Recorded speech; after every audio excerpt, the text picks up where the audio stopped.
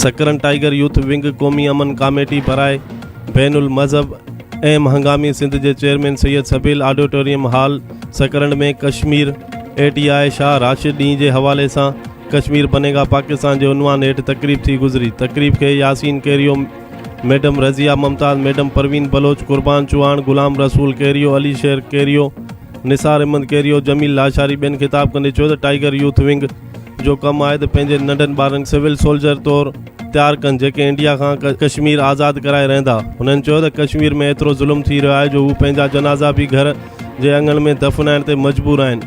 असांजे पाकिस्तान खे असांजे माइरनि ऐं भेनरनि वॾी क़ुर्बानी सां हासिलु कयो आहे। पाकिस्तान आर्मी पाकिस्तानी अवाम जी मुहाफ़िज़ आहे। असांजे मुल्क जा सियासतदान हिकिड़ा मुल्क छॾे भॼी विया त ॿिया वरी अवाम जूं खलूं लाहिण में पूरा आहिनि। हिननि चयो त पाक आर्मी खे सलाम आहे जेका पाकिस्तान ठहण खां पोइ पंहिंजे मुख़लिस जज़्बनि सां मुल्क जे माण्हुनि जी ख़िदमत करे रही आहे। रिपोर्ट गुल मोहम्मद मल्हा, सक़रंड।